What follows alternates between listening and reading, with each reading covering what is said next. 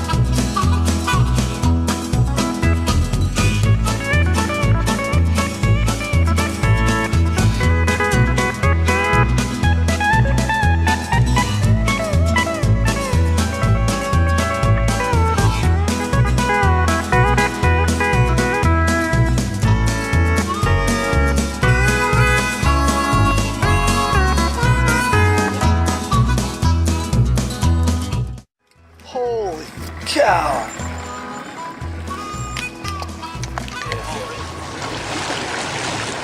So we just landed about 150 to 65 pound tarpon. We're now close to revival.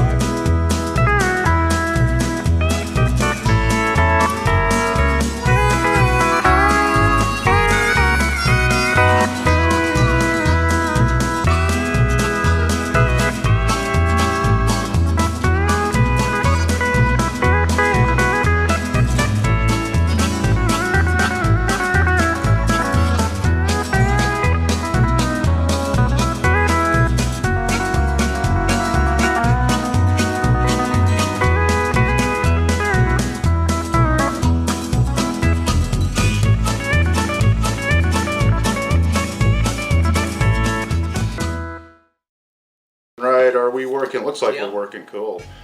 All right, man. Well, I'll tell you what, we're with Coach Chris Taylor here today, talking about some baits and lures, and he had one of the deceivers out there at a special place. I'm not going to tell you where. I'm going to let him tell you, but a great story about a new bait. Mr. Chris. All right, well, this is just a little bit of hearsay until we get him on the show, but I've had reports this week that the Daniels Deceiver has struck again with a new record by my friend, and supposedly the top water deceiver, he has got a 41-pound snook on, and we're gonna have to get him on this show and let him show that fish off a little bit. I've heard he's got it on film too. Okay, you know what? I got to see a picture. No, the bait looks cool. We were just out there looking at some baits in Chris's collection, and he has it hanging there, and it's a really a cool looking bait. If you've ever seen the really big needlefish that shoot around Cape Hayes and Placida in the blue water, it really looks like one of those. And the way it works, it's really a loud, an obnoxious bait that seems to really ignite some strikes. But I'd love to see some pictures. I guess I hear he may have something on YouTube we're going to look for too. So we'll find it, and we're going to get this guy on. Most definitely. So. Well, you guys did good, didn't you? You were out there playing with that same bait a couple of nights ago. Oh, most definitely. We're, like I said, told you on the last podcast there, that we're definitely we're deceiving the snook everywhere we go. They were nice. I mean, you were out there. I know you were out there with Richie. I saw some pictures of some nice snook, nice reds too that you caught that night out there. Mm-hmm. So where are you playing the most at? I tell you folks right now, I was at the Mayaca Cutoff. I was at the South Inlet, and it was so sad for me. I got to tell you. I was just telling Chris, it's been a long time since I stood on the bow of a boat, got close enough to the mangroves and the bottom to see everything clearly, and saw some of the biggest snook I've seen in a long time sneaking out from under the mangroves. And I just couldn't get them to bite anything. I threw rattle traps, I threw jerk baits, I threw top water, and they come out, they shoot out from the shadows, and they'd sniff it a little bit and go away. And I've heard everything. Some people said it's too hot, it's too bright, you got the wrong tide, you got the wrong bait. So I told Chris about this, and he's going to show me how to fix the problem. He's going to take me out tomorrow afternoon and going to take me fishing out there. So what are you going to do for me out there, man? You going to put me on the fish? Well, I think one thing we're going to have to do is put a Daniels deceiver in your hand for starters. I mean, if you want to experience the big strike, you got to go with the right lure. I mean, you can throw all that stuff they got at Walmart on the shelf, and Mr. Walmart, he's dead rich. He's made money off it on those lures, but this lure is going to put the fish in your hands. You're going to be able to see it. You're going to believe it. You're going to go do it again and again. Well, you know what? Let's get off the beaten path and let's get over to some freshwater report here in Charlotte. No. Man, you're all over bass. I'm telling you, man, Chris goes out freshwater fishing. He won't tell me where. But man, the pictures of the big bass they catch out there, beautiful. Really, really nice areas to go fishing up here. What are you doing out there? Well, I can tell you right now, my oldest son came to town, and all he will fish, because he wants to be a bass pro someday, all he will fish is freshwater, so I have to take him to the freshwater, which, if you're in Charlotte County, anything on the north side or the I-75 side of 41 is freshwater. So we have a lot of freshwater sources that you can fish in Charlotte County. The Peace River being one of the bigger bodies of water on freshwater that you can go. You can both catch snook, red, bass. You can catch it all. You can even get blue crabs if you decide to slow down and then go catfishing if you want to do that. But you can catch anything up there. It's true. The Peace is a great body of water, and then we also have the Shell Creek and Prairie Creek that you can also get a boat into. And if you haven't been up the Peace and the Shell Creeks and stuff like that, you haven't experienced the old Florida type of river. Gorgeous cypresses, deep water, spring-fed, just exactly what you're looking for when you're fishing. I'll tell you what, that whole area is beautiful. And like Chris was saying, there's a lot of different types of freshwater to fish in around here. And some of it is part of, the northern end of the Myakka and the Peace River and the Fingers area and all that, which is really a continuing estuary. Now, there's a lot of places, and people should keep in mind in this area of Florida, especially south of Tampa, where there are inland landlocked lakes that fill up with water during the summer and overflow from other bigger lakes. They fill up with big bass. And, we always encourage people to catch and release. It's always good to maintain the estuaries and take care of our environment. Now, on some of these inland lakes, if the fishermen that fish out there, and a lot of times it's youth groups, and the sheriff sponsors a lot of these youth groups and youth camps that go out there and fish them. Now, if they don't fish these lakes, and if they don't take the fish out of those lakes and eat the fish, and if they release those fish, within a couple of months, those lakes are going to dry up. The fish are going to die. The roe are going to die. The seeds are going to die from the fish. The eggs are going to die, I should say, from the fish. The surrounding water's acid is going to go crazy. The pH is going to drop. If it does rain a little bit, that rotten water will flow over into the estuaries, and it will destroy all of everything around it. If any animals drink from it, if it ends up on ranch or farmland in Arcadia or DeSoto County or inland Florida, it's going to make their cattle sick, pigs sick, cows sick, people sick. So as much as we always support, a catch and release program, we really think that everybody in Florida should be a little bit more careful about being too hard on people who support our estuaries and our environments by catching fish and keeping them. Because if they didn't keep them, and if they introduce them back into those areas, they're going to rot, they're going to destroy the surrounding environment, the estuaries in the surrounding area, destroy cattle, people, everything. So, we have to be really careful, definitely support, catch and release. But when people, especially, these youth kids, these youth programs that take kids out into the woods and teach them how to learn responsibility and how to fend for themselves and learn some leadership skills, when they support this, and the state supports this, the state inspects it, checks it out, supports it.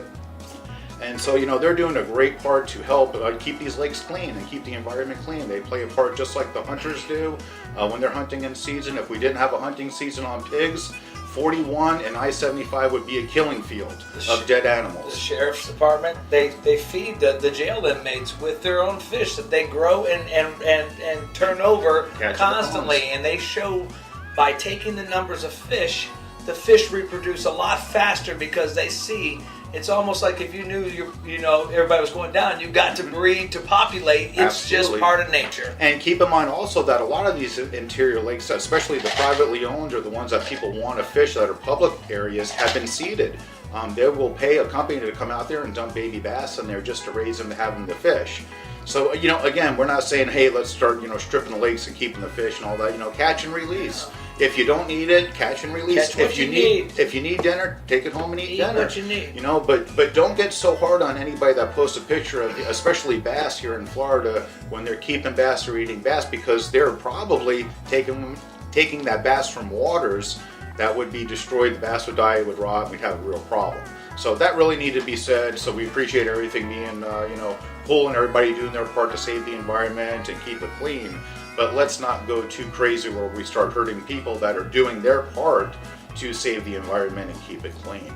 So anyway, let's go back to our fishing trip. Now tomorrow we're going to go to, Chris is taking me, he said, to the Mayaca Cutoff. He's got a really cool little boat so he could zoom around in there. I think I'm going to be on the front, so I'll probably be scared as shit because I've been on airboats and they hit the land doing 60, and I know where you end up. You're not going up front. I'm not? Okay. No, I won't do that to you, Frank. Don't worry. I got to blindfold you, though, and shoot you if you tell anybody where we go. Nobody. Matter of fact, we've got some cameras coming. We're going to be passing out high-definition cameras. So next week we'll be running around testing them, and we'll post some video.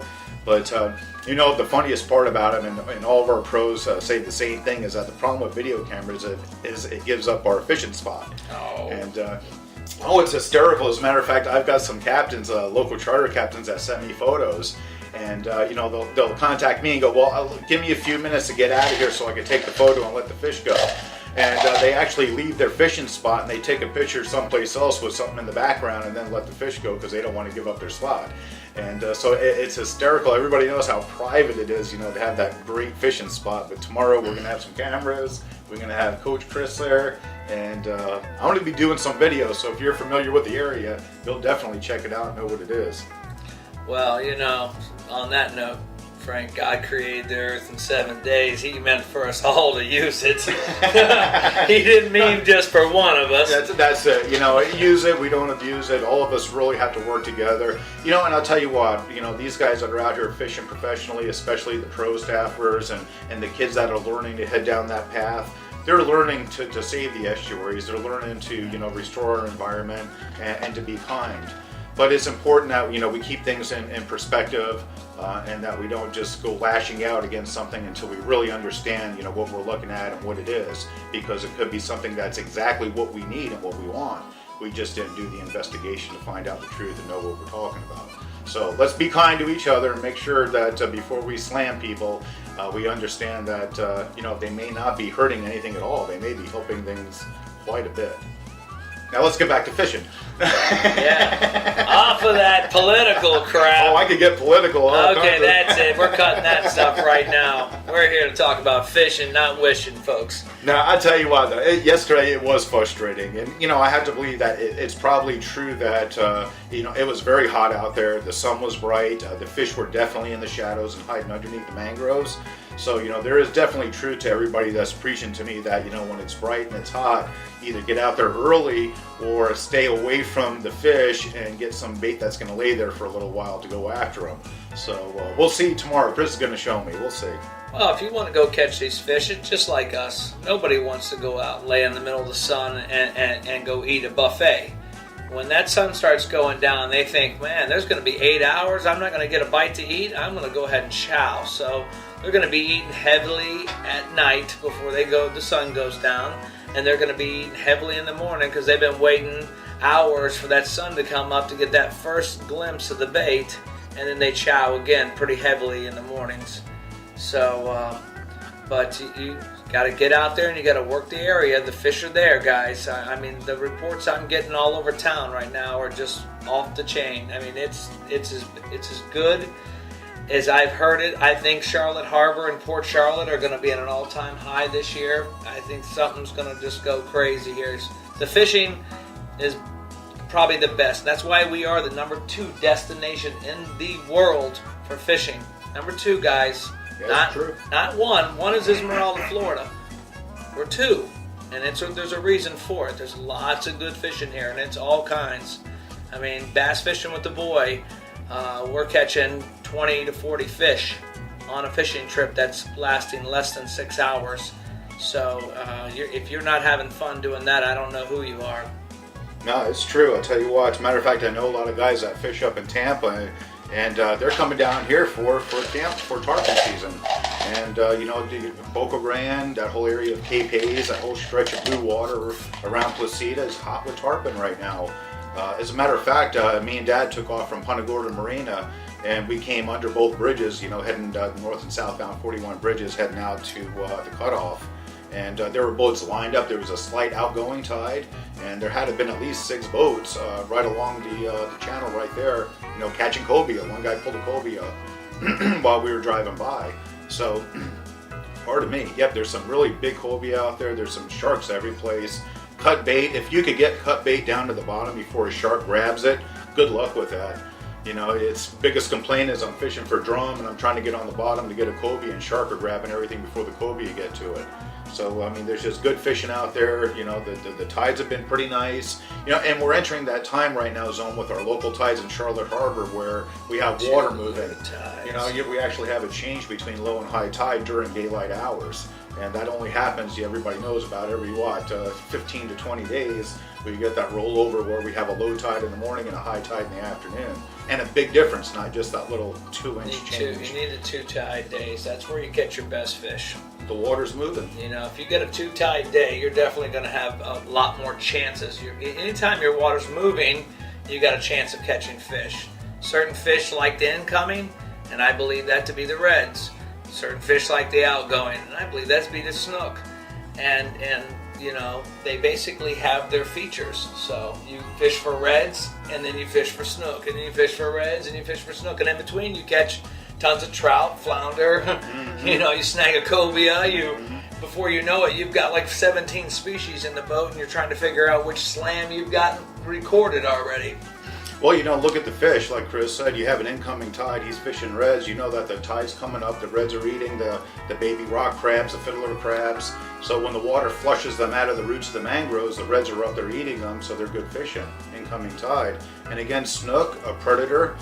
They usually like to lay in hiding, and you get that outgoing tide where all that bait's flowing out of the rivers. They're waiting on the banks to feed again. So again, there you go, outgoing tide snook. So yeah, that's definitely a good equation. Well, we're going to try it tomorrow, so we'll find out. What do we got tomorrow? We're going out at 1, so what's that? We're doing the outgoing. Outgoing? We're on snook then, right? So we're going snook. We can't keep them. We could take pictures of them. We're going to show what these big plugs are going to do. We're going to try to get this on video. Well, I tell you what, Chris has got the Deceiver, Daniel's Deceiver, and I got one. Old Ernie over at Impact Wars sent me this. I got it in the mail today, and I told him I was looking for a purple top water plug like a walker, because I love top water walkers, and he handmade me this one, really cool looking. I'll have a picture on it for you to see while we're talking about this. And I told him that Chris was into chartreuse and a big bass guy, and he sent me over. This is Scott Larson's personal green chartreuse top water, and Scott says this is the best bass plug he's ever used. So Chris is going to try it out and see how it works too. Chris is a big bass guy. So the bass were crashing the top water. I seen so many big bass crashing. I ran into some saltwater fishing guys out on the water late, and me and my boy were laughing a little bit because they were chasing us around. We were catching so many bass, they were glued to us like a magnet. But they didn't have a trolling motor, and at the end of the day, they were the one laughing because they pulled about a 7-pounder out of their live well so we could get our boga grip on it. They said they've been trying to catch us all day to get the boga grip on that thing to weigh it. And then I encouraged them to put her back on her bed and let her go back and take some babies for us. Well, they're all full of roe right now. So, if you're in the estuaries that are sustainable year-round, definitely, release them if you don't need them, because they are definitely full of roe right now. Yes, very, very surprised that the fish are still on bed, guys, but our season's a little late this year. So, if last year you thought they were on bed in April or even earlier than that, you might want to change up your theories. Might come a little later this year. Now, let me ask you something. You said your guys upriver are catching topwater bass. What colors are they using up there? Up the river, we basically use just chromes and stuff like that up there. Oh, is that right? Oh, most definitely. I definitely like chromes. I always like greens. Yeah. I mean, you definitely always like that chartreuse. You know me. I mean, yeah, if it ain't chartreuse. chartreuse, green, and yellow, I ain't throwing it Yeah, most of all the over. time. So that's one of my favorite colors. There you go. If you're up the Peace River, what are you guys north of DeSoto Marine up there? You're on Shell Creek. Where are you at up there? Well, Shell Creek is right there off of Washington Loop Drive. There's actually Just put in right at the a county park there, guys. So there's a nice ramp. There's a nice, even for you kayak heads, there's even a whole kayak ramp and park there. So I mean, the kayakers, 90% of them go up the river, go up past the bridge and stuff because it gets smaller and narrow. Very But nice. I'm gonna tell you right now, all my old time redneck boys all caught their biggest bass above that bridge. Is that right? Yeah, there's some real nice holes up there. I mean, if you know how to read holes up that river, you'll notice there's some real sweet, deep pockets up there, and they've got cypress logs and stuff on them, and you know, I think 2 of them have springs coming out of the bottom because it looks like the water's moving on the graph. Nice and fresh, Like, yeah. well, when you look at the graph, the stuff on the graph looks like it's vibrating, so that tells me that there's a spring blowing water up right there. Well, just for everybody's a little sidebar here, there is a couple of springs coming out of Shell Creek, and Shell Creek is actually the official water supply for the city of Punta Gorda. So a lot of these fish that we catch out of there, you guys get to taste them, but you just don't know that you're tasting these bass because you're drinking them in your water. But yeah, Shell Creek is actually the official water supply for it. Of course not, you know, it's processed and clean and all It's that good gorgeous stuff. water, guys. It's the crispest, cleanest water you ever seen. You'll be wanting to move to Punta Gorda just so you can drink that water. Well, do you remember Horseshoe Creek in Punta Gorda? It had that spring right there by PGI, Reed Esplanade, right, that little area, and that has some beautiful clean Shell water. Creek has 20 natural springs out there. Beautiful. There's many places that I've been out there where I see that water, dead calm day, and water just moving. Yeah. And you know, and you just run your plug down that moving water too many times, and pretty soon, dum. Oh yeah. And So it is beautiful fresh water, and the water plant's right there at the base of Shell Creek, and you know, great fishing. I remember as a kid just walking along the road there and on the banks on the north end of the water plant and catching big bass in there, just that little feed canal that goes into the water plant. But yeah, beautiful area. you know, a lot of people in this area, one of the most fonder snook spots in our town is the dam that flows over Shell Creek. Oh, yeah. I mean, you got all that fertile water, and you know, they basically, I never realized this, but snook like to eat Picassimus. Yeah, that's weird, isn't it? Yeah, isn't it weird? I true. mean, you would. No, please don't go to pet stores and buy Picassimus for no, bait. Please don't. do No, that. you don't need to go to a pet store. They're all over the there are place. millions of them everywhere. But snook like to eat them, so snook wait by that dam and wait for those suckers to get blown over, and tell you. they'll eat 3-footers. I mean, they do. Chris, man, this is true. When I was over on what's that area by Taylor Road in Punta Gorda where Alligator Creek runs up, and there's a little dam that flows over the overflow. We used to hang there at the bottom of that dam and catch snook, would wait there and just go nuts on that dam. I mean, Not beautiful. anymore.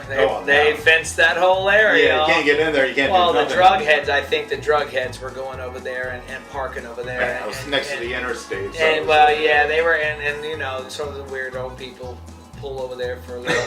But you know, the thing is, Frank's not lying. That's another area, and in our county, that's probably one of the best feeder areas for big snook.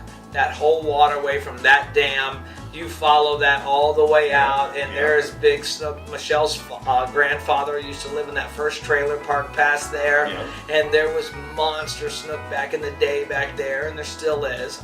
They Biggest don't snook go I away. ever caught was at the train trestles right where it flows under. Right where it comes under 41. and it goes- right Yeah, there. there's train tracks there. Then Yeah. it goes into that trailer park. Big and then it snook, goes yeah. through the next trailer park on the other side. Chris, man, I was fishing. I thought it was bass. You know, I didn't know. The first time I tried it out, man, I threw this plug on. I was about 8 years old.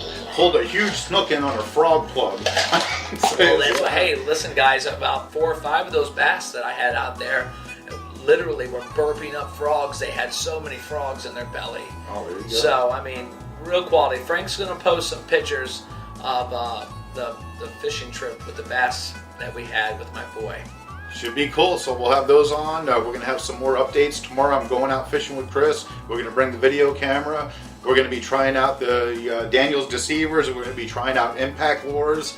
and we're going to see if we can get some snook to jump on them, get some video for you. So thanks, Chris. I sure appreciate it, man. We'll hook up tomorrow and go do a little fishing. And what's a good word for everybody going out today? We'll be down here babysitting paradise for you. You guys have a great day fishing.